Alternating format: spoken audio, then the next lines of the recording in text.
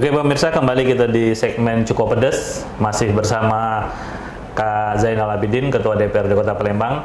Apakah selama pandemi ini terganggu aktivitas anggota Dewan dalam melaksanakan tugas selaku wakil rakyat atau tidak, atau tetap masih beraktivitas seperti biasa? Karena kalau kita tahu banyak lembaga, termasuk di bidang pers sendiri, yang juga melakukan kegiatan-kegiatan yang dari rumah. Apakah ini dilakukan juga oleh para anggota Dewan di dalam bertugas? Oke, langsung mungkin Pak Zainal, seputar kinerja Dewan ini Pak, terkait adanya COVID-19 kan harus tetap ketat nih protokoler dalam menjaga tugasnya. Jadi harus tetap cuci tangan, harus tetap pakai masker kemana-mana, apalagi kan berhubungan langsung dengan masyarakat. Mungkin Bapak bisa kasih penjelasan sedikit Pak. Terima kasih Mas Tri. Ya, kalau kinerja anggota Dewan sendiri ya kita mengikuti, kalau bahasa kami itu PDPK, penerapan disiplin protokol kesehatan. Itu tetap berjalan dan kita sesuaikan dengan kondisi dan keadaan. Kita ini bersinggungan langsung dengan masyarakat. Ada sebagian masyarakat kadang-kadang agak tersinggung dengan keadaan biasa kita salaman, kalau ketemu kan kita tidak menyambut salam, menjadi satu ini. Cuman kita sampaikan bahwa ini untuk kebaikan kita bersama. Ada kebiasaan baru yang agak beda gitu Pak ya. Sehingga kami terkadang menyampaikan agak sama tadi cak pedes-pedes juga dikit kan. Maaf, bukan kami takut ditulari. Kalau kami takut menulari, nah itu kita saling menjaga. Makanya itu selalu kami sampaikan. Dan alhamdulillah di DPRD Kota Palembang, dengan tetap mengikuti protokol kesehatan, kita menjalankan aktivitas seperti biasa. Dan keadaan kita terus, karena di DPRD ini kan kalau tidak kerjaan di kantor secara formal, di rumah kita tetap namanya wakil rakyat, banyak tamu yang datang untuk menyampaikan ya. Tapi untuk masalah turun ke lapangan langsung, apa itu nggak ada kendala Pak? Kan melibatkan massa ini, misalnya di tengah reses mungkin ya, kan melibatkan massa. Gimana mengkoordinir itu biar tidak bersinggungan langsung dengan masyarakat dan masyarakat bisa tetap tertib menjaga jarak? Ya, kalau reses kami mendapat formula baru. Kalau reses kita biasanya mengumpulkan masyarakat ke suatu tempat, seperti di kelurahan, di kecamatan. Tetapi ini untuk yang reses di masa pandemi ini, kami merubah pola, kami yang mendatangi ke masyarakat. Kami ke rumah masyarakat door to door, untuk menyampaikan apa-apa yang harus dilakukan dan kami harus lakukan. Nah, di situ ya kita mendapatkan energi baru kan. Seperti energi baru, maksud kami masyarakat itu menyampaikan karena di rumah mereka, ya unek-unek mereka itu bisa disampaikan secara lugas dengan kita kan. Apa yang harus apa yang mereka minta, apa yang mereka akan usulkan disampaikan langsung. Jadi selama masa pandemi kita door to door ini? Door to door. Tim atau person Pak? Atau person? Ya, kalau saya sendiri datang ke masyarakat, bahwa saya kumpulkan, karena kita tidak boleh banyak, mungkin ada berapa RT, ngajak warganya, yang lebih dari 5 orang, kita ngobrol di situ, perwakilan dari warga di suatu tempat itu, suatu RT, karena kemarin kita hitungan ada 50 anggota Dewan, ada 107 kelurahan. Ya, jadi masing-masing itu ada yang dapat 2 kelurahan. Jadi maksud kami seluruh kelurahan di Kota Palembang terakomodir. Jadi masing-masing anggota Dewan kita sudah dapat 100. Ya. Gitu. Kami sebagai ketua mengambil 3. Orang agak banyak pikir Pak. Karena ada 107 kelurahan. Kalaupun itu belum terakomodir, ya mudah-mudahan terwakili Pak ya, sebagian besar hendak masyarakat. Jadi 107 kelurahan itu dibagi oleh seluruh anggota Dewan untuk door to door langsung ke rumah warga. Tapi melalui mediasi dari RT mungkin Pak. RT. Untuk mengumpulkan ada berapa warga, jadi untuk tetap menjaga jarak gitu ya. Kita sampaikan bahwa kita mengikuti protokol kesehatan COVID-19, kita tidak boleh banyak berkumpul. Kami minta perwakilannya mungkin dari ibu-ibu, dari bapak-bapaknya, dari masyarakat yang muda, tokoh-tokohnya ya gitu Pak ya. Tokohnya itu yang Berarti dengan konsep kayak gini, ini temuan baru nih berarti Pak ya. Kita door to door yang tapi sebenarnya terkoordinir, tapi sebenarnya lebih tepat sasaran menurut Bapak dalam penyampaian aspirasi, menyerap aspirasi dari masyarakat. Ya, alhamdulillah. Insya Allah mudah-mudahan apa yang disampaikan masyarakat itu karena sebagian besar masih di infrastruktur, kemudian mereka menyampaikan hal tersebut bisa bukan seperti suatu rapat kan? Iya, langsung dialog langsung berarti Pak ya. Langsung kita jawab, ini mereka bertanya tentang program-program pemerintah juga seperti KIS, PKH, dan yang lain Rastra kan? Mereka sampaikan. Yang memang menyangkut kebutuhan orang-orang yang membutuhkan gitu Pak ya berarti ya. Dan yang lebih uniknya lagi, ya begitu mereka sampaikan langsung dengan fakta di lapangan.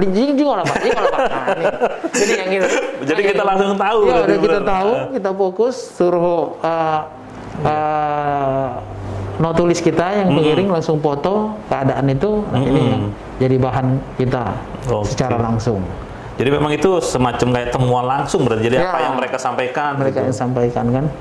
Kalau apalagi kalau mereka menyerahkan kartu mereka yang PKH mereka yang terblokir. Nah, ini Pak ada blokir. Jadi kita bisa catat langsung ini kan. Langsung kita foto. Jadi sebenarnya bukan langsung menyerap aspirasi Pak, langsung memberi solusi langsung berarti ya. Karena langsung kita tangani langsung kan setiap keluhan masyarakat. Kalaupun bisa saat itu ya kenapa harus menunggu nanti kan. Benar-benar. Kalau melihat dari pola kerja sebenarnya mungkin itu Pak yang diharapkan oleh masyarakat nih dari perwakilan mereka di anggota dewan di DPR khususnya Kota Palembang ya. Jadi langsung turun ke masyarakat Pak. Jadi masyarakat tuh mengenal ini loh yang bisa kita sebagai rakyat ini bisa minta tolong oleh perwakilan kita yang ada di sini. Mungkin ada nggak Pak semacam secara emosional ya merasa melihat langsung kayak gitu otomatis membantu mereka. Ada perasaan gimana mungkin? Iya. Ya harapan kita hal-hal semacam itulah yang bisa kita lihat langsung, mereka sampaikan langsung. Namanya kita juga wakil masyarakat, disitulah tergerak hati kita langsung untuk membantu mereka. Pada saat itu mereka sangat membutuhkan. Benar. Ya. Apalagi kami ini kan tinggal di perkampungan. Tinggal di perkampungan, jadi ya setiap hari melihatnya itu.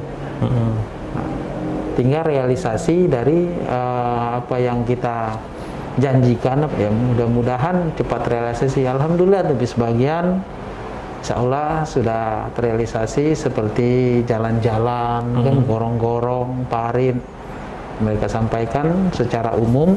Tapi sekali lagi kami sampaikan kalau untuk kepentingan umum insya Allah akan kami sampaikan. Kemana kami akan menyampaikan ke pemerintah kota, ke pemerintah provinsi atau ke instansi tertentu, itu akan kami sampaikan. Dan alhamdulillah sebagian bisa terakomodir, tapi kita tidak menutup kemungkinan masih banyak hal-hal yang belum kita sampaikan, yang belum kita terselesaikan maksudnya. Jadi dari 50 anggota dewan ini setelah bertemu dengan warga, jadi dirapatkan nggak Pak di dewan apa nih program prioritas permintaan masyarakat ini yang harus segera kita selesaikan mungkin gitu? Iya, karena aspirasi itu terdiri dari beberapa dapil sesuai dengan daerah pemilihan kan ada 6 daerah pemilihan. Jadi seperti kami contohkan di dapil kami sendiri dapil 6 meliputi kecamatan Kertapati, Seberang Ulu 1 dan Jakabaring. Nah, jadi ada 8 anggota dewan yang dari dapil dapil tersebut. Ya, setelah kami dapati dari hasil reses penyampaian aspirasi masyarakat yang akan kami tindak lanjuti, ya kami rapatkan dulu. Nanti setelah dirapatkan mana yang skala prioritas untuk dikerjakan terlebih dahulu. Kemudian setelah itu terangkum dalam ini kami akan sampaikan ke di paripurna laporan dari reses tersebut per dapil kan per dapil. Karena kemarin di masa pandemi untuk rapat paripurna per dapil itu waktu pertama kali mewabah pandemi ini, jadi kami khusus sendiri sebagai ketua DPRD Kota Palembang implementasi dari seluruh anggota dewan, dari seluruh dapil, kami sendiri yang menyampaikan.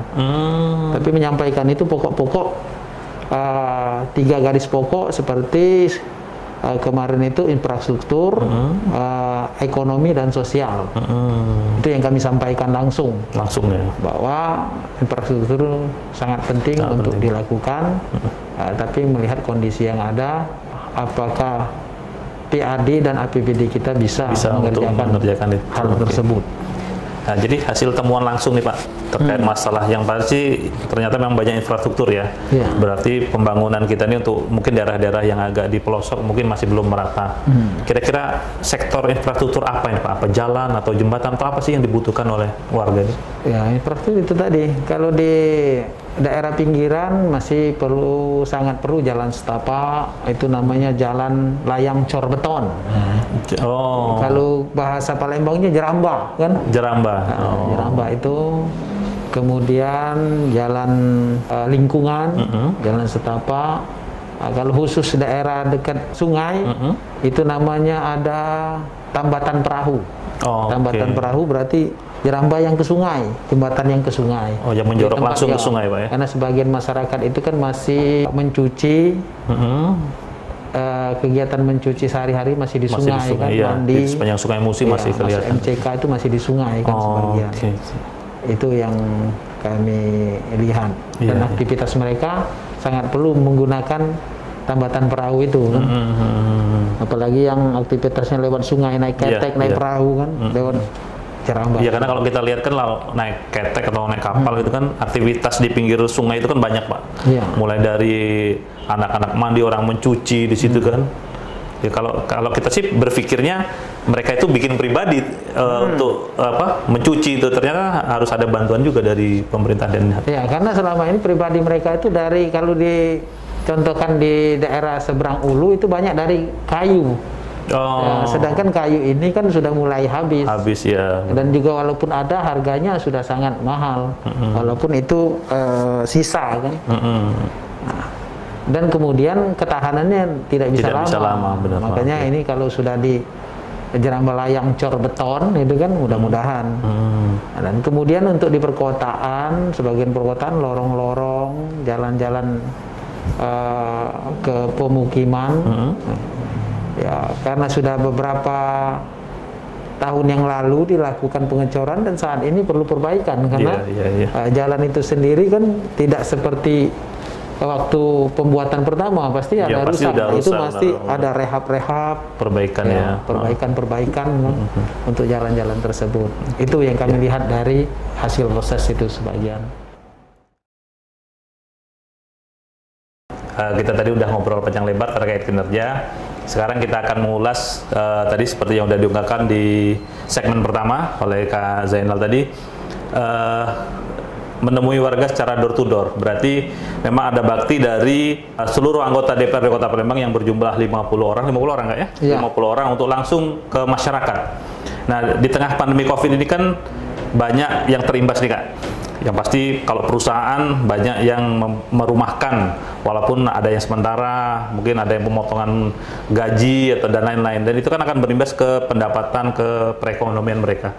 Mungkin apa nih yang dilakukan wakil rakyat yang berjumlah 50 orang ini, selain door to door, ada nggak bentuk perhatian atau mungkin bantuan sembako atau bantuan apa yang bisa disalurkan ke masyarakat di tengah pandemi COVID-19? Baik, terima kasih Mas Tri. Melihat situasi dari pandemi COVID ini, banyak hal-hal yang terjadi dan kami juga berinisiasi kemarin. Berinisiasi karena situasi pandemi ini kita work from home kan. Jadi masyarakat itu di rumah. Jadi kalau untuk kita kumpulkan, satu, kita sudah melanggar edaran dari pemerintah pusat, provinsi dan kota. Makanya inisiasi kami, mereka di rumah, ada di rumah, kita mendatangi. Kita yang datang ke mereka. Dan sekali lagi, benar kata Mas Tri, ya, perekonomian kita jelas di masa pandemi kita saja suruh di rumah. Jadi tidak bekerja kan, perekonomian tidak jalan. Dapat duit dari mana juga gitu. Dapat duit dari mana mereka kan. Ini juga menjadi perhatian kami. Kemudian kami juga meminta ke pemerintah Kota Palembang khususnya kemarin untuk memberikan bantuan ke masyarakat yang terdampak dari COVID ini. Alhamdulillah dari penganggaran sudah kami sama-sama kemarin setelah ada edaran untuk pandemi bahwa kita harus menganggarkan untuk pandemi COVID-19 ini. Anggaran pemerintah kota sudah sama-sama kita sepakati kemarin bahwa sebagian untuk pandemi COVID. Jadi bantuan itu melalui dinas sosial sudah mulai dilakukan waktu itu. Nah, sudah mulai dilakukan. Tapi sekali lagi, namanya bantuan tidak seluruh dapat, kan? Data itu dari yang kami temukan di lapangan waktu itu, data itu dari dinas sosial. Dari dinas sosial. Dari dinas sosial, dan dapatnya juga tidak merata. Jadi RT, lurah dari camat, maksud kami camat, lurah dan RT itu cuma menerima data dari dinas sosial untuk bantuan itu. Nah, hal tersebut menjadi perhatian kami karena masyarakat yang dapat tidak sesuai. Yang dapat dengan yang tidak dapat, banyaklah yang tidak dapat. Nah, ini menjadi biasa kalau sehingga menjadi itu, gejolak di masyarakat. Iya. Nah, kami terkhusus untuk di daerah kami sendiri, kami kasihan dengan RT. Ya, RT biasa jadi sasaran itu. Jadi sasaran ya, sangat jadi sasaran. Jadi kami sempat waktu itu mempertanyakan ke dinas sosial dengan data dari mereka yang kami anggap waktu itu tidak sesuai. Karena mereka menggunakan data lama. Tapi di masa pandemi ini kita nanti dulu saling menyalahkan. Yang penting masyarakat dulu harus terbantu. Benar kan? Itu yang haram. Sehingga kemarin dinas sosial itu agak terlambat menyiapkan beberapa kebutuhan pokok itu yang akan mereka berikan kepada masyarakat itu. Kemarin agak terlambat distribusinya. Jadi melihat kondisi di lapangan yang kurang kondusif, kami berinisiasi minta kepada dinas sosial dan langsung kami bicara dengan Pak Wali Kota waktu itu bahwa kalau memang distribusi dari beberapa bahan pokok itu masih belum bisa distribusikan, kami minta distribusinya itu data dulu. Data dulu, sampaikan ke kecamatan, ke kelurahan dan ke RT. Jadi sebelum datang bahan pokok itu masyarakat sudah tahu, RT sudah tahu bahwa ini yang dapat. Nah, maka pembagian itu bisa cepat maksud kami. Kemudian apabila tidak sesuai yang diberi bantuan itu, karena mereka itu kami yakin waktu itu memakai data lama, belum update data terbaru. Kalau menurut kami, jadi tolong sampaikan. Jadi kalaupun bantuan itu tidak sesuai, ada yang meninggal, ada yang bisa cepat dialihkan. Dan juga dari RT juga yang akan membagikan, kalau membagikan waktu itu sudah dibuat bahwa Babinsa, Babin Katikmas dan RT. Ya, dan mereka sudah lebih cepat tahu. Ya, langsung kondisi masyarakat. Jadi alhamdulillah itu bisa diakomodir. Kami juga memantau langsung terus perkembangan bersama Wakil Wali Kota, Ibu Fitri waktu itu, dan data itu sudah diterima sebelum beberapa bahan pokok itu datang.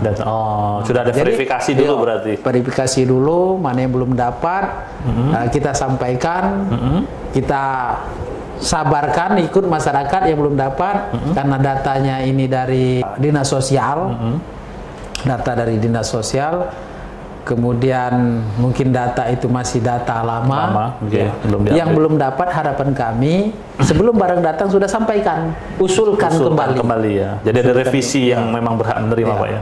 Ada sebagian masyarakat menerima, ada yang sebagian masyarakat masih belum menerima. Karena kami ini terdampak juga, kami ini Sarogiro kan sesuai, banyaklah ceritanya.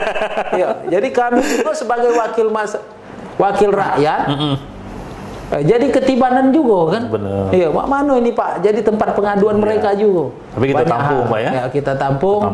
Dan juga karena dalam kondisi pandemi ini kita sama-sama susah, waktu itu kami berinisiasi mungkin lebih susah mereka dari kita. Waktu itu. Ya. Kami berinisiasi sebagian rezeki kami yang ada, kami turut berbagi karena kami kesian. Benar, Pak. Ada RT itu sudah mau dimasakan, sudah mau dikeroyok, sudah segala macam lah. Namanya masyarakat kan. Apalagi yang baru selesai pemilihan RT, yang nak pemilihan minta ganti RT, dikira RT. Iya benar, dikira RT yang bermain, benar usulan. Kami sampaikan ada RT itu yang baru, kan. Kalau RT yang baru dia tidak tahu menau. Benar. RT yang lama mungkin sudah mengusulkan, gitu. Jadi kita jadi yang salah. Jadi kami berinisiasi waktu itu untuk membantu juga Pak RT dan mengkondusifkan dan juga berharap sebagian apa yang kami sampaikan bisa meringankan beban. Jadi kami ikut berbagi. Benar. Ya, jadi kami siapkan waktu itu 3.000 sembako. Dari sekumpulan anggota dewan, Pak, seluruh? Saya sendiri itu. Oh, baru dari satu orang itu. Apalagi 50 orang kalau bergerak semua nih, Pak. Kami silakan, kami memberikan contoh, mudah-mudahan dicontoh oleh teman-teman anggota dewan yang lain, Pak. Sebagian dicontoh teman-teman. Karena memang dibutuhkan kan bantuan seperti itu untuk masa sekarang ini, Pak. Jadi kami kemarin berinisiasi hitung-hitungannya untuk kelurahan yang di dekat kita yang bisa kita akomodir seperti Kelurahan Keramasan dan Kelurahan Karya Jaya waktu itu, ya kami tanya dengan Pak RT-nya, warga kamu berapa? Langsung seperti itu, spontan ya. Warga kamu berapa? Misalnya 60 yang dapat PKH, Rastra, bantuan dari pusat ataupun bantuan dari instansi swasta perorangan sudah berapa? Misalnya PKH-nya dia 60 warganya kan. 60 warganya dia dapat bantuan PKH itu 30, kemudian dari swasta dan perorangan misalnya dapatnya 10, berarti tinggal warga 20. Kamu cari lagi, saya sampaikan dengan Pak RT, yang benar-benar belum dapat dan dia berhak dapat. Ada sekitar 15, ada yang seluruhnya dia minta. Jadi dia minta seluruhnya ada 15 orang, Pak, yang bisa, yang benar-benar butuh bantuan yang belum dapat, dia mereka layak menerima. 15 sudah, 15 itu yang kita bantukan waktu itu. Itulah pemirsa. Jadi selama ini kan kita udah tahu sebenarnya dari teman-teman anggota dewan ternyata memang sudah bergerak di bawah sampai door to door, pertama menerima keluhan sampai akhirnya, mohon maaf, mungkin tidak ada kaitan politis, Pak, ya, terkait penyaluran bantuan itu. Jangan sampai karena memang kita orang politis di dewan, duduk di situ kan karena faktor politis juga, jangan sampai nanti bantuan sembako kita dikait-kaitkan dengan urusan politik. Nggak ada, Pak, ya. Memang ada bentuk kepedulian dari, Pak, ya. Ya benar, jadi jangan sampai nanti tahu-tahu mentang-mentang anggota dewan, apalagi dari salah satu partai, Bapak dari Demokrat, Pak, ya, dari Demokrat misalnya, niatnya berbaik hati, ingin meringankan beberapa warga, tahu ada yang melintir, politis ini pasti tidak ada, Pak, ya, tak sampai situ, ya. Tapi yang tidak enaknya lagi sebenarnya ya enak enak benar gak? Ya karena kita ini dipilih oleh masyarakat kan. Sedangkan konstituen kita berharap karena mereka memilih kita, apa yang kita berikan kepada yang lain mereka berhak juga menerima. Jadi nyampe ngapu kami tidak dapat, Pak, kami dulu milih kamu, Pak, katanya. Oh, kata aku, kamu kan sudah dapat. Ini bukan unsur politik. Kami ini berharap mak manolah kamu yang dapat. Atau kita balik, kamu yang tidak dapat, yang sebelah kamu dapat. Sama ada omongan dari kamu. Jadi ya kita tidak milih lagi kan, dia milih. Yang penting yang belum dapat dia berhak dapat itu, dikasih, diberi bantuan. Oke, pemirsa, itu mungkin penjelasan dari beliau, alhamdulillah detail sekali. Mungkin bukan sekali ini kita akan ngobrol dengan Kak Zainal, mungkin ada beberapa topik lagi yang lain mungkin yang bisa kita bahas lagi dengan teman-teman dari anggota dewan. Terima kasih Kak Zainal sudah sampai ke sini. Di tengah kesibukan beliau bisa hadir. Nanti kita akan ketemu lagi di segmen Cukup Pedes berikutnya. Terima kasih, kami akhiri. Wassalamualaikum warahmatullahi wabarakatuh. Waalaikumsalam warahmatullahi wabarakatuh.